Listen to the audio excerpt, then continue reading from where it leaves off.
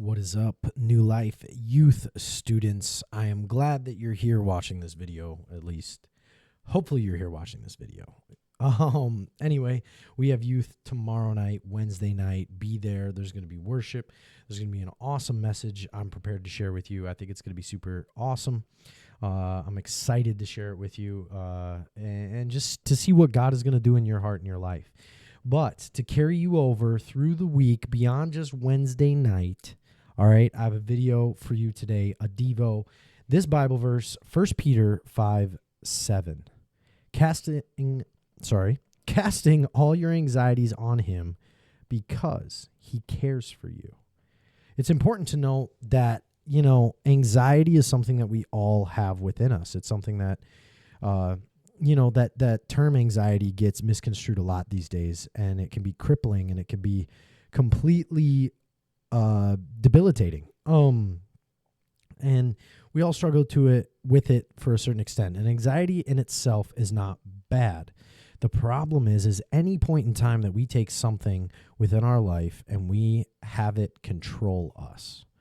We allow it the power to control us. This is no different than anxiety.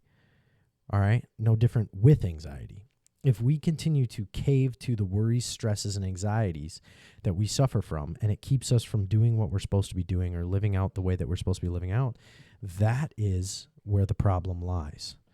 Do you follow me? It's okay to feel stress. It's okay to feel some anxiety or fear. But understand that it is not meant to control you. You are meant to respond to it. How we respond to it is ultra important.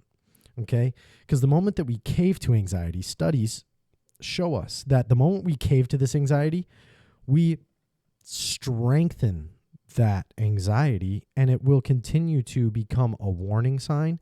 Well, it's meant to be a warning sign. It'll now become what we live under and what we do. It'll go from being a warning sign of, hey, I need to do this, right? We have anxiety. A lot of people have social anxiety, right? Being around people, there's an anxiousness. Here's the thing.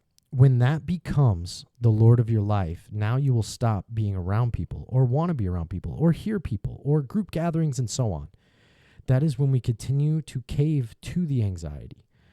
Now, in those scenarios, there's times where we have anxiety when we're a room full of people. Why? Because there's important things that are actually what anxiety is trying to do is to make us aware of the people around us, make us aware of any dangers there are.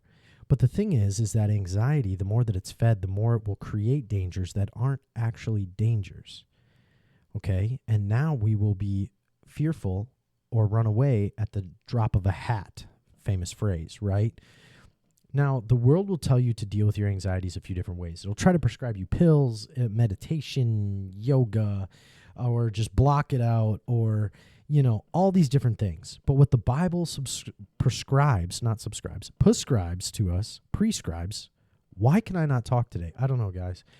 Hopefully I'll be shaped up by tomorrow night and preaching. But it says to cast all our anxieties on him, to give our anxieties to God. Anytime that something fearful or stressful comes up, instead of trying to make my own plan or to go with the world's plan, I need to take that anxiety and take a moment and breathe and say, God, I'm anxious. I'm struggling. I'm stressed out to the max.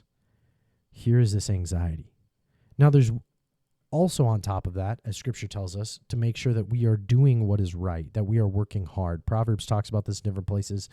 Other places in Scripture talk about this. Some of the reasons why we feel anxiety is because we're not doing the thing that we're meant to do. You ever feel that? Like 3 weeks in advance, you know about a project that needs to be done or something that needs to be done, a deadline of some kind. You procrastinate it, you don't do it. And every time you think about it, you start to feel anxiety. So then you just put it off. No. Anxiety causes me to run away. So then I run away from said thing. And then all of a sudden it's D-Day. It's time to complete the task. And now we're stressed out beyond belief. See those moments leading up to that over those 3 weeks where all of a sudden it creeps into our head and we get a little, I need to do that.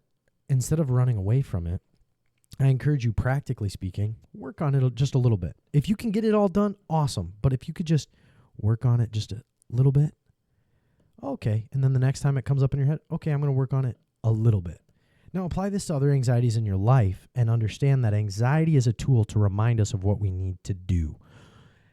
Whether that be there's danger and so we feel anxiety, so then in that case we do need to run from danger. Stranger danger. Anyway, sorry. But there's also anxiety that's reminding us of things to do that will make our life better. If we don't do it, then there is inherent danger to it. Do you follow what I'm saying?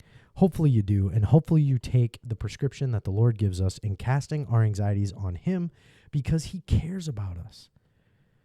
He cares about you. All right? He loves you and he cares about you. That's first and foremost. So just make sure you take this prescription as well as the other places in Scripture that talk about do the work. Do the work. I'm not here to clinically diagnose anybody or give you clinical advice. But what I am telling you is that the Lord knows that you will face struggle, stress, anxiety, and things that try to rob you of peace. And he wants you to share that with him. Not come up with your own plan, not go with the world's plan, but take it to him above all else. And that's how he becomes Lord of our life. And that is how anxiety does not become Lord of our life. So let that be encouraging to you today. And don't forget, we'll see you at youth tomorrow night. God bless you guys. Have a great day.